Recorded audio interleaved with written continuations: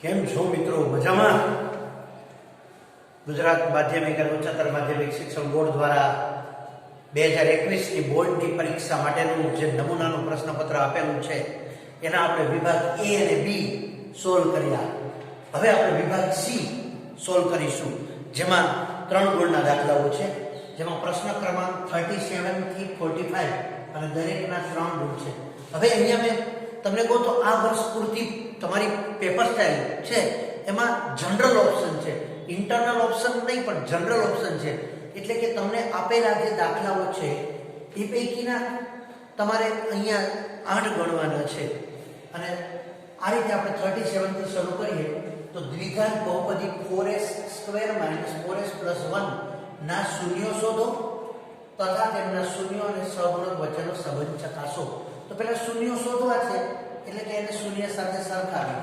તો 4s² - 4s + 1 બરાબર 0. 4 * 4 ને એવા ભાગ પાડો જેનો સરવાળો 2 આવે તો 2 * 4 તો 4s² - 2s - 2s + 1 બરાબર 0. હવે જોડ બનાવી. આ બંનેમાંથી 2s કોમન નીકળે, અંદર વધે 2s - 1. આ બંનેમાંથી -1 કોમન નીકળે, અંદર વધે 2s - 1 બરાબર 0. આ કોમન છે એટલે કે 2s - 1 અને બીજા કૌંસમાં પણ 2s - 1 બરાબર 0 એટલે કે s બરાબર 1/2 અને s બરાબર 1/2 એટલે કે આના શૂન્યો 1/2 આપણે પ્રાપ્ત થયા. હવે આ શૂન્યો અને સહગુણક વચ્ચેનો સંબંધ આપણે લઈએ. તો પહેલા શૂન્યોનો સરવાળો આલ્ફા પ્લસ બીટા એટલે કે 1/2 પ્લસ 1/2. અહીંયા 2 લસા આવે તો 1 + 1/2 2 ના છેદમાં 2, અથવા તો આપણે 2 ના છેદમાં 2 ની બદલે આપણે એને 1/1 અથવા 1 તરીકે પણ દર્શાવી શકાય. હવે અહીંયા આ તમારો શૂન્યોનો સરવાળો તમને પ્રાપ્ત થયો 2/2 અથવા તો જેને આપણે કહીએ કે 1. હવે તમે સૂત્રની સાથે સરખાવવાનો પ્રયત્ન કરો તો તમને આપોઆપ ખ્યાલ આવી જશે કે આ શૂન્યોનો સરવાળો છે એને તમે આ રીતે બતાવી શકો માઈનસ, અને અહીંયા આપણે જાણીએ છીએ કે s નો સહગુણક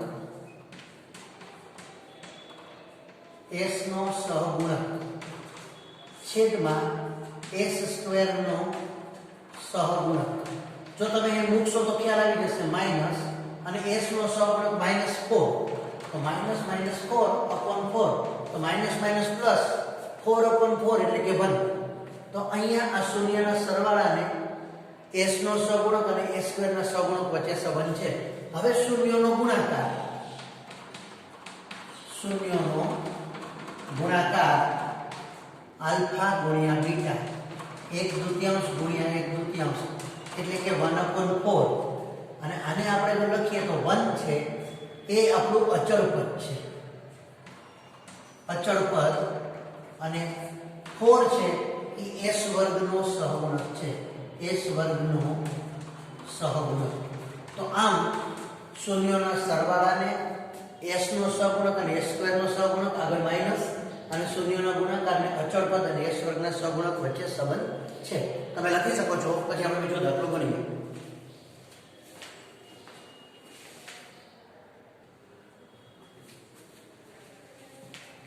વિભાગ C માં 3 ગુણના દાખલામાં 38 દ્વિઘાત બહુપદી x² - 2x - 8 ના શૂન્યો શોધો. હમણાં જ આપણે ગણ્યો છે 37 એની કોપી છે, એનાથી સરળ છે. અહીંયા જો આ જ વસ્તુ આપણે જો ઇન્ટરનલ ઓપ્શન હોય તો દાખલો હોત. હવે જનરલ ઓપ્શન છે એટલે આપણે કોઈ પણ 6 ગણવાના છે 9 માંથી, તો કદાચ આપણે આ 2 ગણી શકીએ. તો પહેલા તો આના શૂન્યો શોધો અને પછી શૂન્યો અને સહગુણક વચ્ચેનો સંબંધ. હમણાં જ આપણે ગણ્યો x² - 2x - 8 બરાબર 0. 8 ના એવા ભાગ પાડો જેની બાદબાકી 2 આવે. 4 × 8 બાદબાકી છે એટલે મોટાને 4 ને વચ્ચેના પદની નિશાની, 2 ને વિરુદ્ધ નિશાની એટલે કે -4 + 2 બરાબર 0. તેથી x બરાબર 4 અને x બરાબર -2. આપણે શૂન્યો મળી ગયા 4 અને -2. હવે શૂન્યોનો સરવાળો શૂન્યોનો સરવાળો alpha plus beta 4 plus minus 2 એટલે કે 4 માઇનસ 2 એટલે 2 આવ્યા એને આપણે આમ લખી 2 માઇનસ માઇનસ 2 અને ખાસ સમજો અને છેદમાં 1. હવે તમે આને સમજવાનો પ્રયત્ન કરો તો માઇનસ અને માઇનસ 2 એટલે શું? x નો સહગુણક, x નો સહગુણક અને છેદમાં 1 છે એ x સ્ક્વેર નો સહગુણક, x સ્ક્વેર નો સહગુણક. એ જ રીતે શૂન્યનો ગુણાકાર, શૂન્યનો ગુણાકાર આલ્ફા ગુણ્યા બીટા 4 ગુણ્યા માઇનસ 2 4 દુ માઇનસ 8. હવે માઇનસ 8 આવ્યા તો આપણે અહીંયા ધ્યાન રાખીએ કે માઇનસ 8 છે કોની કિંમત છે? તો કે અચળ પદની. એટલે આપણે અહીં લખશું કે અચળ પદ અને છેદમાં કાંઈ નથી એટલે 1 તો છે જ, એટલે x વર્ગનો સહગુણક. એટલે કે આમ શૂન્ય અને સહગુણક વચ્ચેનો સહગ મળી ગયો. અચળ પદ જે -8 છે અને છેદમાં કાંઈ નથી એટલે 1 તો લખી જ, તો એ x વર્ગનો સહગુણક. હવે આમાં મૌખિક થાય દાખલો છે, હું મૌખિક પણ વાત કરું અને પછી ગણીએ. દ્વિચલ સુરેખ સમીકરણ યુગ્મનો લોકની રીતે ઉકેલ મેળવો. હવે તમે જુઓ અહીંયા સમીકરણમાં x અને y ની કિંમતો 20 છે, અહીંયા x અને y બદલાના કિંમત પાછી 20 છે. તો હવે આપણે પહેલા તો સમજવા પ્રયત્ન કરીએ કે બંને સમીકરણ છે લોકની રીતે ઉકેલવા છે. તો આને 1 નંબર આપી દો, આને હું 2 નંબર આપી દઉં. બંને સમીકરણમાં x અથવા y ના સહગુણક સરખા કરીએ. તો ચાલો y ના સહગુણક સરખા કરીએ. તો 4 છે, અહીંયા 3 છે. તો પહેલા સમીકરણને 3 વડે, સમીકરણ 1 ને 3 વડે અને સમીકરણ 2 ને 4 વડે ગુણતા. હવે ગુણી અને સાથે લખીએ તો 1 ને છે 3 વડે ગુણીએ તો 9 તેરી 27x 4 તેરી 12y બરાબર 20 તેરી 60. બીજા સમીકરણને 4 વડે ગુણીએ 7 ચોક 28x માઇનસ 4 તેરી 12y બરાબર 20 ચોકું 80. ફરી એકવાર સમજો, લોકની રીતમાં x અથવા y ના સહગુણક સરખા કરીએ તો અહીંયા y નો સહગુણક 4 છે, અહીંયા y નો સહગુણક 3 છે. આ 4 છે એને 3 વડે ગુણો એટલે 4 તેરી 12. આ 3 છે એને 4 વડે ગુણો એટલે 4 તેરી 12. હવે સમાન નિશાની ન ઉડે એટલે નિશાની બદલો. આ પ્લસ છે માઇનસ, માઇનસ છે પ્લસ અને આ માઇનસ. તો 12y 12y ઉડી ગયા. -28x માંથી 27x જાય તો -x અને -80 માંથી 60 જાય તો -20. બંને બાજુ માઇનસ થી પ્લસ થઈ જાય, તેથી x બરાબર 20. x બરાબર 20 આવ્યા એ સમીકરણ 1 અથવા 2 માં મૂકીએ. તો આપણે 1 માં મૂકીએ. x બરાબર 20 સમીકરણ 1 માં મૂકતા, તેથી 9x, x ની જગ્યાએ 20 -4y બરાબર 20, તેથી -4y બરાબર 20. આ 9 દુ 18 180 તો પ્લસ 180 સામે જાય તો કેટલા થઈ જાય? -180. તેથી -4y બરાબર -180 માંથી પ્લસ 20 જાય તો -160. બંને બાજુ માઇનસ થી પ્લસ થઈ ગયા, તેથી 4y બરાબર 160. તેથી y બરાબર 160 ના છેદમાં 4, તેથી y બરાબર 40. એટલે કે આમ x અને y ની કિંમતનો ઉકેલ આવ્યો 20 અને 40. આ એનો જવાબ છે. હવે જ્યારે આપણને પરીક્ષા લેવલે આવો દાખલો પૂછ્યો હોય, સરળ છે છતાંય આપણો જવાબ સાચો છે ખોટો છે તો ઝડપથી ચેક કરાય. x ની કિંમત 20, y ની કિંમત 40 અહીં મૂકો તો અહીં 20 મૂકો તો 9 દુ 18 180, અહીં 40 મૂકો તો ચોકે ચોકે 16 160. 180 માંથી 160 જાય તો 20 આવી ગયા. મતલબ કે આપણો જવાબ સાચો છે. અહીંયા પણ ચેક કરી શકીએ, આપણે એક જગ્યાએ કરો ચાલે. અહીંયા 7 અને x ની કિંમત 20 તો 7 દુ 14 140, y ની કિંમત 40 એટલે 40 તેરી 120, 140 માંથી 120 છે તો 20. તો આપણો થઈ ગયો. તો તમે આ બંને દાખલાઓ લખી લો, તો તમારી સામે ફ્રેમ રાખું છું.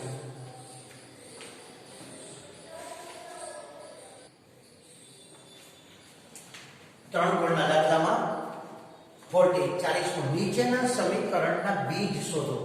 એટલે કે દ્વિઘાત સમીકરણનો આ દાખલો છે. પહેલા તો આપણે એનો લસા લેવો પડશે અને પછી બીજ શોધો કીધું છે. તો અહીંયા આપણે કોઈ પણ રીતે કરી શકાય. અવ્યવીકરણની રીત સૌથી સરળ છે, સીધી છે. ત્યાર પછી જરૂર પડે તો વિવેચકની મતલબ સૂત્રની રીત તે પણ આપણે એનો ઉકેલ મેળવી શકાય, બરાબર, અથવા પૂર્ણવર્ગની રીતે. પણ હાલમાં આપણે કંઈ નથી કીધું તો આપણે અવયવીકરણની વાત વિચારશું, પણ તેનું તો સાદું રૂપ આપીએ. હવે બરાબરની સામે જ્યારે હોય ત્યારે લસા લઈએ ને, છેદમાં જે ન હોય તે ગુણે લસામાં, પણ બરાબરની સામેની રકમનો કુલ લસા લઈએ પછી છેદમાં લખવાનો નહીં. તો આપણે અહીં લખીએ કે કુલ લસા આપણને શું મળશે?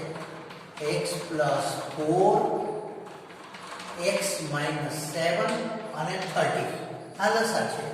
અહીંયા પ્રથમ રકમના છેદમાં x + 4 છે તો એને x - 7 અને 30 ગુણે, એટલે કે 30 કૌંસમાં x - 7, પછી માઈનસ આના છેદમાં x - 7 છે તો આને એના સિવાયનું એટલે 30 અને x + 4 ગુણે, તો 30 કૌંસમાં x + 4 બરાબર 11. આના છેદમાં 30 છે તો 30 સિવાયના બાકીના બંને કૌંસ ગુણે, એટલે કે x + 4 x - 7. હવે આનું ધીરજપૂર્વક સાદું રૂપ આપી અને દ્વિઘાત સમીકરણ બનાવીએ. તો જો આને આ ગુણે 30x minus plus minus minus 30 ગુણ્યા 7 7 તેરી 21 210 minus plus minus 30x minus plus minus 3 ચોકુ 12 120. હવે અહીંયા હજી નો સમજાય તો અહીંયા બરાબરની સામે રાખી પછી આગળ બોલાવી લેશું. x ગુણ્યા x x² plus minus minus x ગુણ્યા 7 એટલે 7x plus 4x plus minus minus 4 × 28. હવે અહીંયા જો આ માઈનસ 30x ને પ્લસ 30x ઉડી ગયા, માઈનસ 210 અને માઈનસ 120 એટલે કે માઈનસ બેનો સરવાળો થશે, બે માઈનસ છે એટલે બેનો સરવાળો થશે, માઈનસ 1 ને 2 3 2 ને 1 3 માઈનસ 330. હવે અહીંયા 11x² 11 આને ગુણ્યું તો પ્લસ 11x² છે પણ એને આ તરફ લઈ લે તો માઈનસ 11x², પછી પ્લસ માઈનસ માઈનસ 11 × 77 માઈનસ 77 છે પણ આ તરફ લઈ લે તો કેટલા થઈ જશે? Plus 77x. હવે 11 ચોકુ 44 પ્લસ 44x છે પણ આ તરફ લઈ લે તો થઈ જશે માઈનસ 44x અને પ્લસ માઈનસ માઈનસ 11 ગુણ્યા 28 એટલે કે માઈનસ 8 ને 2 10 308 થશે, પણ એ માઈનસ છે આગળ આવશે કેવા થઈ જશે પ્લસ 308 બરાબર 0.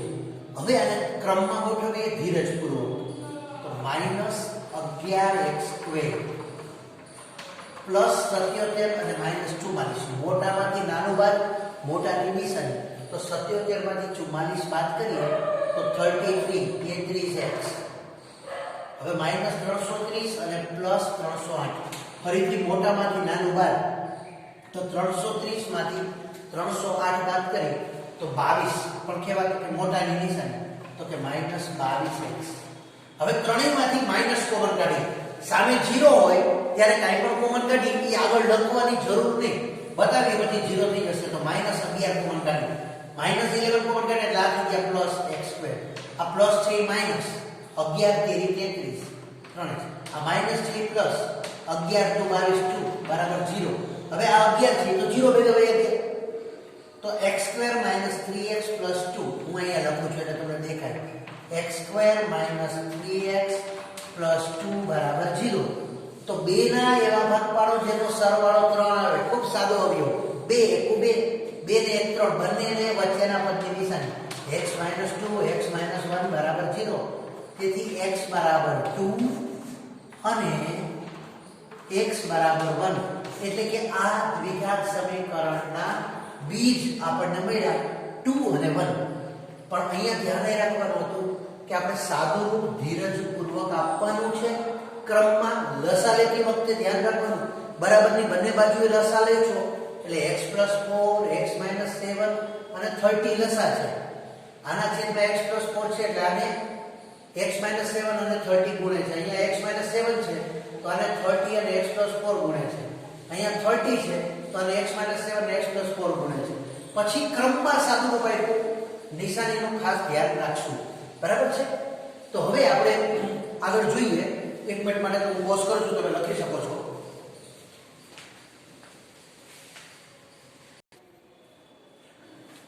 તો તમે લખી લીધો હશે. હવે 41 આજે બહુ રસપ્રદ રીતે વિચારી શકાય કે બિંદુઓ 4 -1 અને -2 -3 ને જોડતા રેખાખંડના ત્રિભાગ બિંદુઓના યામ શોધો. તો જો આ એક રેખાખંડ છે જેમાં A 4 -1 છે, B -2 -3 છે. ત્રિભાગ એટલે ત્રણ સરખા ભાગ. તો ત્રણ સરખા ભાગ કરવા માટે બે કટ મૂકવા પડે, P અને Q. અને ત્રણ સરખા ભાગ એટલે AP, PQ અને QB ત્રણેય સરખા છે. AP બરાબર PQ બરાબર QB. હવે યામ ભૂમિતિના પ્રકરણ અનુસાર તમે વિચારો, ધારો કે બે ઘડી તમે Q ને ભૂલી જાઓ તો તમે વિચારો A તરફથી P એક ભાગ છે અને B તરફથી P છે એ બે ભાગમાં છે. એટલે એનો અર્થ એવો થયો કે P બિંદુ AB નું 1/2 માં વિભાજન કરે છે. તો વિભાજન બિંદુના યામ મળી જાય એટલે P ના યામ મળી જાય. અથવા તો P ને ભૂલી જાવ તો Q શોધી લો પહેલા.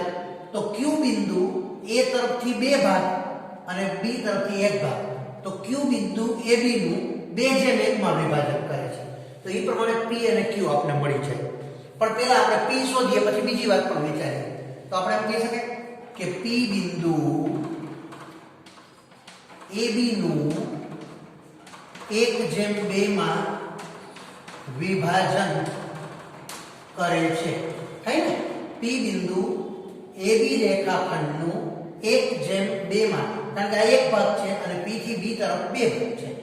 તો વિભાજક બિંદુ P ના યામનું સૂત્ર આપણને ખબર છે, mx2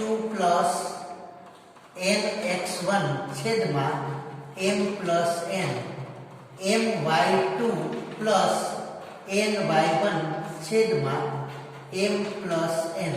હવે આ પ્રમાણે આપણે આનું સાદુરૂપ વિચારીએ તો P બિંદુના યામ માટે m અને n 1/2 એટલે આપણે કહી શકાય કે m/n બરાબર 1/2 છે.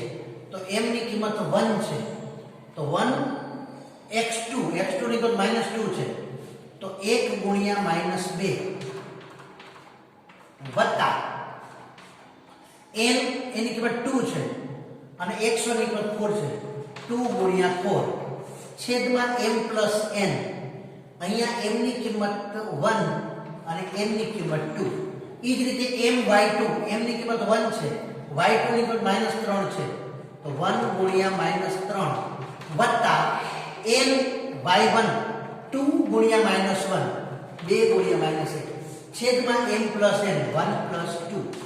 એટલે કે P ના યામ 2 * 2 + -2 વત્તા 4 × 8 છેદમાં 2 ને 1 3. 3 * 1 3 પણ +- 2 છેદમાં 2 ને 1 3. એટલે કે P ના યામ 6 8 માંથી 2 જાય તો 6/3 અને -2 -3 એટલે -5/3.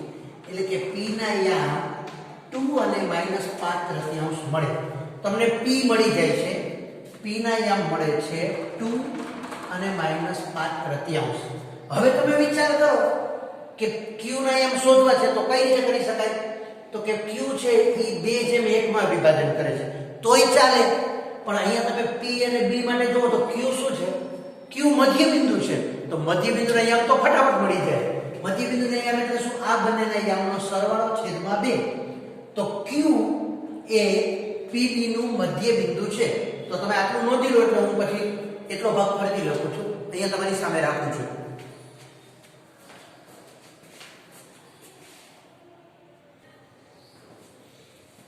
જો હવે તમે અહીંયા P મળી ગયો 2 -5/3 છે અને B જાણો છો Q છે એ PB નું મધ્ય બિંદુ છે તો પણ Q મળે અથવા Q છે એ AB નું 2/1 માં વિભાજન કરે. આપણે બે રીતે ચેક કરીએ નોલેજ ખાતર.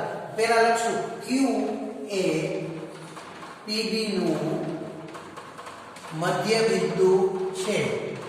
તેથી Q ના યામ બરાબર x1 + x2 એટલે 2 - 2 છેદમાં 2 અને -5/3 -3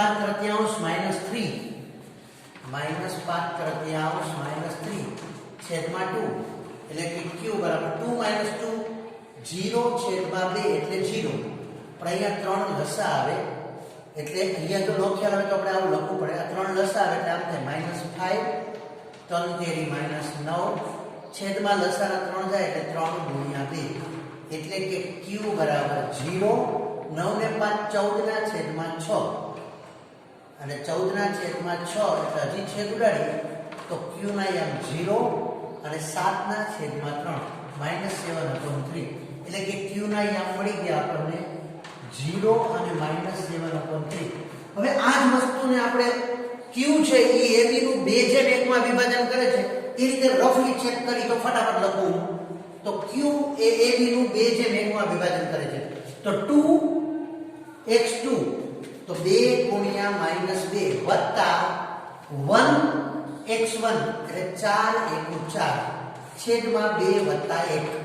હવે અહીંયા 2y2 2 ગુણ્યા -3 વત્તા 1 ગુણ્યા -1 છેદમાં 2 + 1. હવે તમે જુઓ તો પ્લસ માઇનસ માઇનસ 2 દુ 4 વત્તા 4 છેદમાં 3 3 દુ -6 પ્લસ માઇનસ માઇનસ 1 છેદમાં 3 એટલે કે -4 + 4 0 0 છેદમાં 3 એટલે 0 અને -6 -1 -7 ના છેદમાં 3 તો પણ આપણને મળી જાય છે. એટલે ત્રિભાગ બિંદુ માટે તમારે ફરીથી સમજો કે પહેલા P બિંદુ શોધો તો P બિંદુ AB નું 1/2 માં વિભાજન કરે. P મળી જાય પછી PB માટે Q છે એ મધ્ય બિંદુ છે. એનાથી ઉલટું પહેલા Q શોધો તો 2/1 અને Q મળી જાય તો આનું પણ આ મધ્ય બિંદુ છે. જો ચેક કરો 4 + 0 છેદમાં 2 એટલે 4 ના છેદમાં 2 એટલે 2 -1 -7 છેદમાં 2 તો 3 લસાવી એટલે -3 -7 -10 છેદમાં 3 અને 2 એટલે કે -5 ના છેદમાં 3 તમને મળી જાય. ચેક કરજો તો લખી લો પછી આપણે આગળ વિચારીએ. આ તો સમજૂતી માટેનું છે કે અહીંયા આ ખોટી નથી બરાબર છે. નોંધી લેજો આપણે 42 ગણીએ.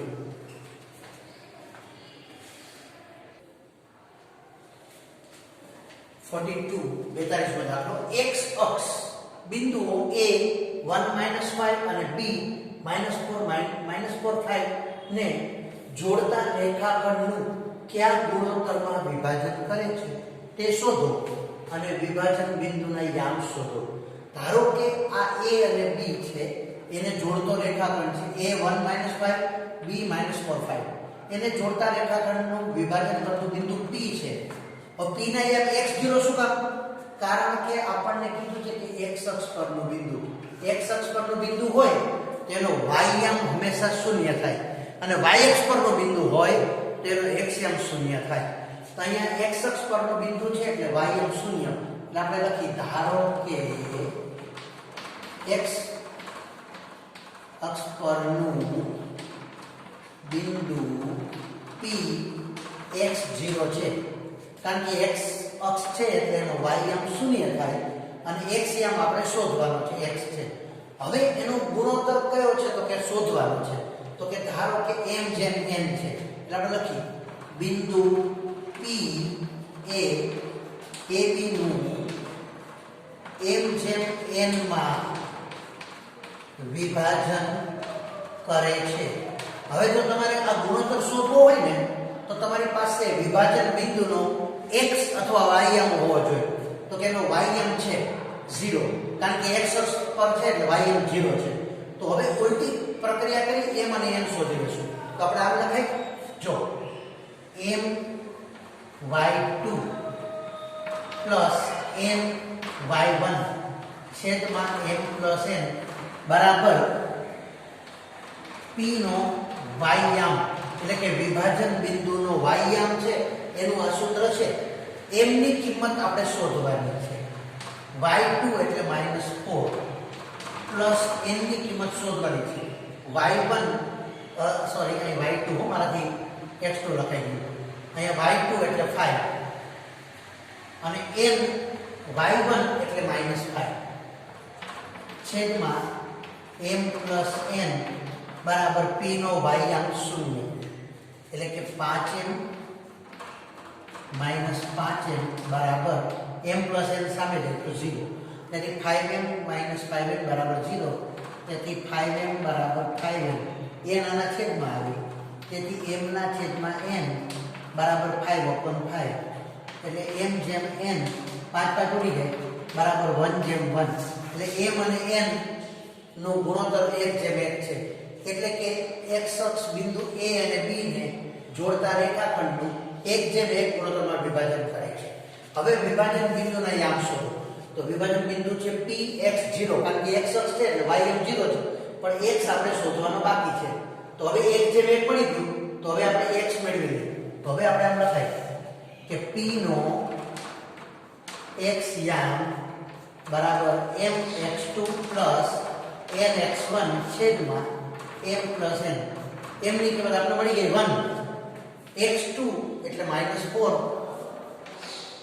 વત્તા n ની કિંમત 1 x1 એટલે 1 છેદમાં m n એટલે 1 + 1 2 તેથી 4 * 1 -4 વત્તા 1 છેદમાં 2 એટલે કે p નો x યામ -4 માંથી +1 જાય તો -3/2 એટલે કે p ના યામ આપણને મળ્યા.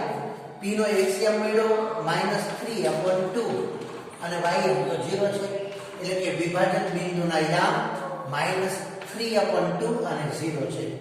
ફરીથી જ્યારે ગુણોત્તર શોધવાનો હોય ત્યારે તમારી પાસે વિભાજન બિંદુનો x કે y યામ હોય તો ચાલે. હવે જો x અક્ષ છે એ વિભાજન કરતો હોય તો એનો y યામ 0 હોય અને y અક્ષ વિભાજન કરતો હોય તો x યામ 0 હોય. અહીંયા વિભાજન બિંદુનો y યામ આપણે જાણીએ છીએ તો એનું ઊંધું સૂત્ર લગાડ્યું my2 ny1 m+n બરાબર p નો y યામ અને એની મદદથી આપણે m જેમ n ગુણોત્તર મળી ગયો. હવે 1 જેમ 1 એટલે તો p મધ્ય બિંદુ જ છે આમ તો મધ્ય બિંદુનું સૂત્ર વાપરો તો ચાલે બરાબર 1 + -4 છેદમાં 2 તો -4 માંથી 1 જાય તો -3 ના છેદમાં 2 અને -5 + 5 એટલે 0 છેદમાં 2 એટલે 0 તોય ચાલે. તો તમે આ લખી શકો છો 42.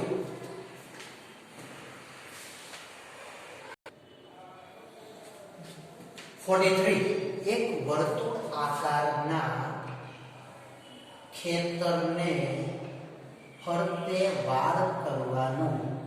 વર્તુળ આકારને ફરતે વાડ એટલે એની પરિમિતિ પરિઘ ખર્ચ 1 મીટરના 24 રૂપિયા લેખે 5280 થાય છે.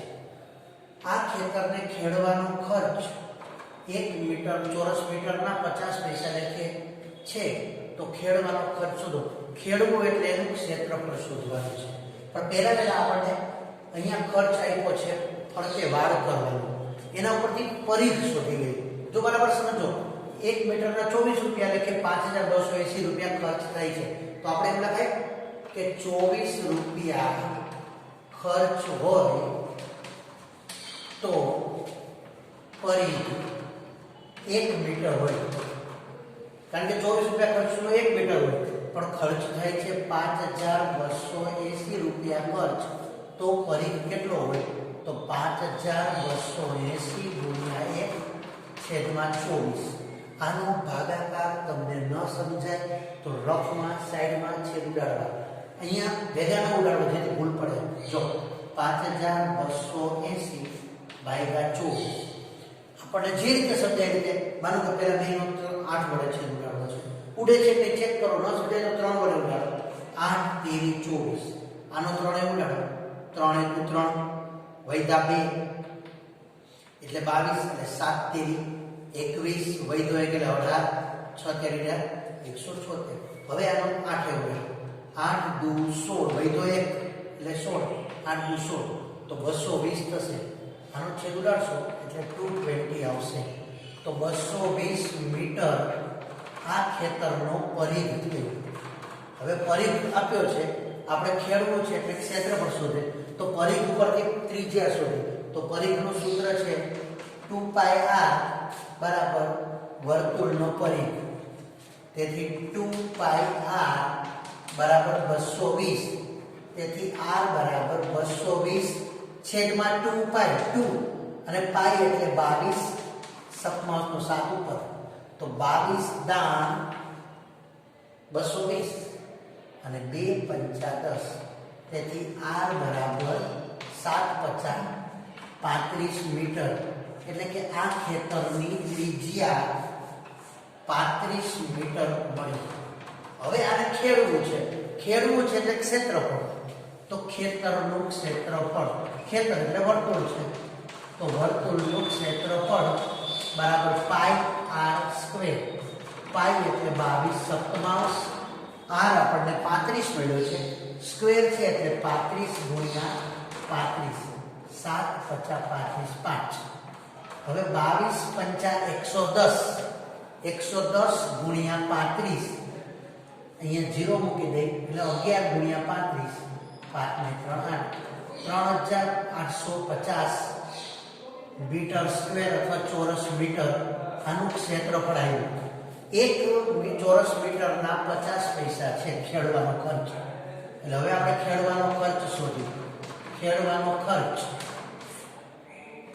1 ચોરસ મીટર અથવા મીટર સ્ક્વેર, 1 ચોરસ મીટરના 0.50 રૂપિયા છે, તો 3850 ચોરસ મીટરના કેટલા થાય? 3850 ગુણ્યા 50. પોઈન્ટ કાઢવા માટે નીચે લખ્યા 100, બિંદુ બિંદુ ઉડી ગયું, બીજું બિંદુ ઉડી ગયું, તો 385 ગુણ્યા 5, 25 નો પાછળો બધી આવી 2, 5 × 40 ને 2 42 નો બગડો બધી આવી 4, 5 × 15 ને 4 19, એટલે 1925 રૂપિયા ખર્ચ થાય.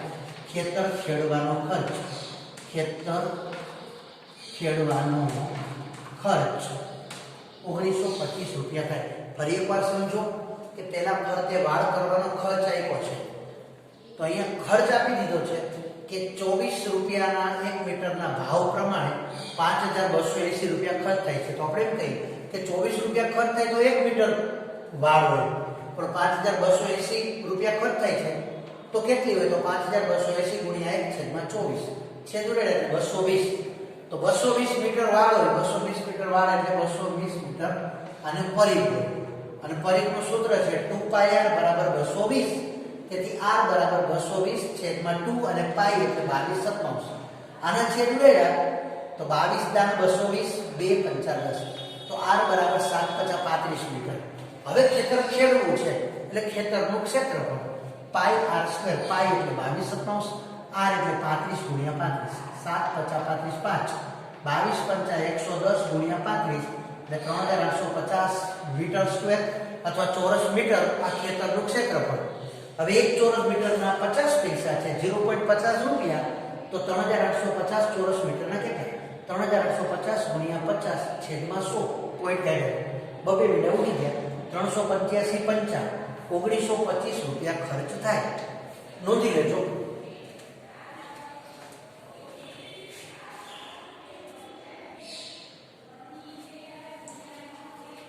ચુમ્માલીસમો દાખલો છે, વર્તુળના ક્ષેત્રફળ આધારિત દાખલો છે.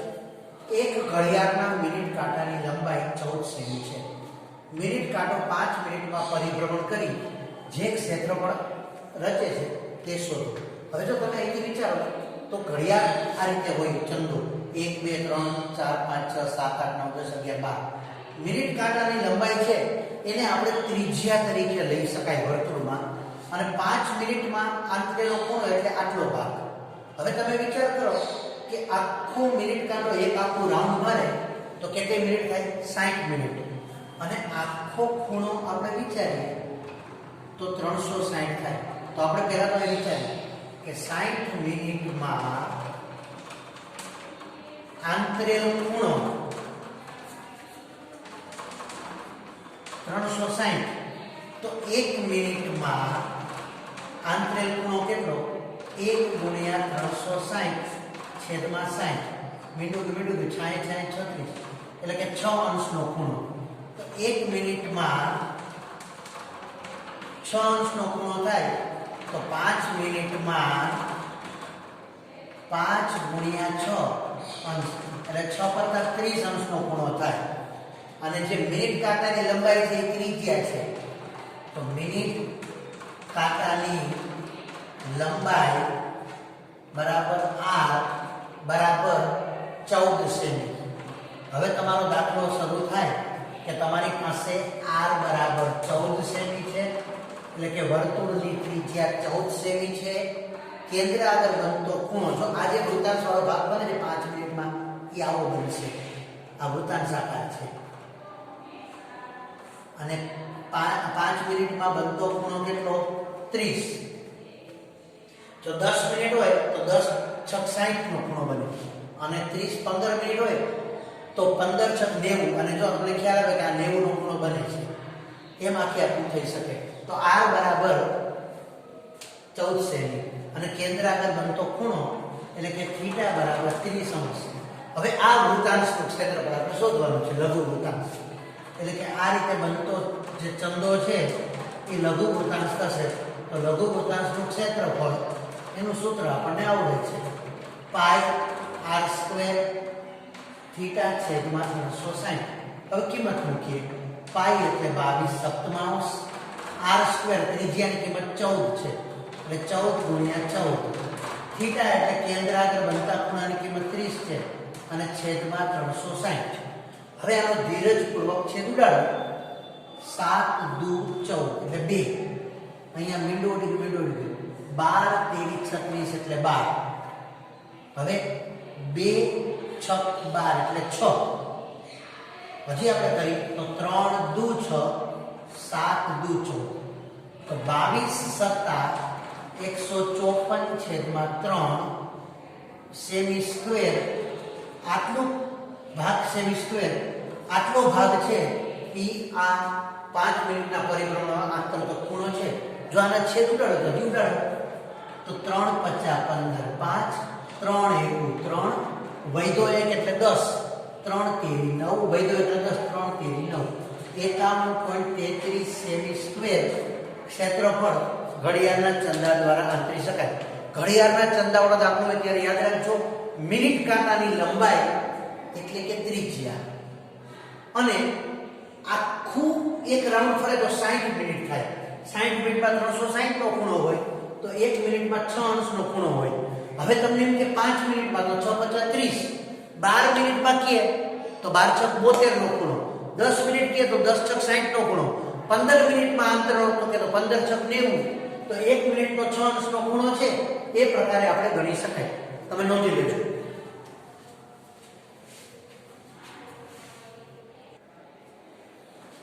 જો 3 ગુણનો છેલ્લો દાખલો છે, રકમ જેટલી લાંબી છે એટલો દાખલો લાંબો નથી, રકમ લાંબી છે, વાંચું છું. 5 ચોકટના પત્તા, 10 ગુલામ, રાણી, રાજા અને એકો. આ 5 પત્તા તમામના મુખ નીચે એટલે ઊંધા વાળેલા છે, અને એમાંથી પાટી અને એક પત્તું યાદચ્છિક રીતે ખેંચવામાં આવે છે. તો તે પત્તું રાણીનું હોય તેની સંભાવના કેટલી? પહેલી વાત. પછી જો તે રાણીને કાઢી નાખી અને બાકીના પત્તામાંથી બીજું પત્તું ખેંચવામાં આવે તો તે એકો હોય તેની સંભાવના કેટલી, અને તે રાણી હોય તેની સંભાવના કેટલી? ધીરજપૂર્વક આપણે પહેલું કામ કરી. પત્તું રાણીનું હોય તેની સંભાવના કેટલી? તો અહીંયા હું એક કરીને લખું છું, પત્તું રાણીનું હોય તે ઘટના એ. તો પત્તું રાણીનું હોય તેની સંભાવના એટલે P ઓફ A બરાબર m/n. એમ એટલે શું? પત્તું રાણીનો હોવાના પરિણામ. તો પત્તા 5 છે, 10 ગુલામ, રાણી, રાજા અને એકો. એમાં રાણી કેટલી છે? 1. તો રાણી હોવાના પરિણામો 1 અને કુલ પત્તા 5 છે. એટલે કે પત્તું રાણીનું હોય તે ઘટનાની સંભાવના 1/5 છે. પણ બીજા કિસ્સામાં બહુ રસપ્રદ વાત છે. અહીંયા શું હતું? તો કે રાણી હોય તેની ઘટના 1 છે અને કુલ પત્તા 5 છે. એટલે m બરાબર 1, n બરાબર 5. બીજી વાર એમ કીધું છે કે હવે રાણીને કાઢી એક બાજુ મૂકવામાં આવે અને બીજું પત્તું ખેંચવામાં આવે. એટલે પહેલી વાત તો એ કે રાણીને એક બાજુ મૂકવામાં આવે છે તો બાકી કુલ પત્તા n બરાબર 4 થાય. આ એક યાદ રાખજો. હવે એમાંનું પહેલું પરિણામ એ તે પત્તું એકો હોય તો અહીં લખી પસંદ કરેલ પત્તું એકો હોય તે ઘટના બી. તો પત્તું એકો હોય તેની સંભાવના P ઓફ B બરાબર m/n. તો બાકીના 4 પત્તામાં એકો હોય એવું પરિણામ તો કે 1, કારણ કે બાકીના 4 પત્તામાં એકો 1 છે. દસો ગુલામ, રાણી કાઢી નાખી, રાજા એકો, એમાં એકો 1 છે અને કુલ પત્તા હવે 4 છે, કારણ કે રાણી કાઢી નાખી. તો અહીંયા m બરાબર 1 અને n બરાબર 4 છે. તો તે પત્તો એકો હોય તેની સંભાવના 1/4. હવે b, પત્તું રાણી હોય તે ઘટના c, તો પત્તું રાણી હોય તેની સંભાવના m/n. હવે 4 પત્તા છે એમાં રાણી હોવાની સંભાવના કેટલી? તો કે રાણીને એક બાજુ મૂકવામાં આવે છે. 5માં રાણી હતી પણ રાણીને એક બાજુ મૂકી દો તો બાકીના 4 પત્તામાં રાણી છે જ નહીં, તો રાણી હોય એવું પરિણામ 0 છે અથવા તો અશક્ય ઘટના છે.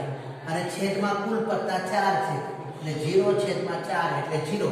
તો તે પત્તું રાણી હોય તે ઘટનાની સંભાવના 0 અથવા અશક્ય ઘટના, કારણ કે રાણી હોય એવું પરિણામ 0 છે અને કુલ પત્તા 4 છે. તો 0/4 એટલે કે પત્તું રાણી હોય તેની સંભાવના 0 થાય. તો મિત્રો, આ સાથે આપણે બોર્ડમાં 2021 માટેના નમૂનાના પ્રશ્નપત્રનો વિભાગ C પૂરો કર્યો. હવે આપણે વિભાગ એમાં ફરી મળશું. તમારે અગાઉના વિભાગ A અને B જોવા હોય તો આ વિડીયોના ડિસ્ક્રિપ્શનમાં તમને A અને B આપેલા છે, તમે વિભાગ A અને B જોઈ શકો છો. આ સાથે C પણ આપણે જોયો છે અને ડિસ્ક્રિપ્શનમાં બાકીના વિભાગ A, B અને D ની લિંક મૂકેલી છે, તમે જોઈ શકો છો. Happy learning, all the best, C you soon.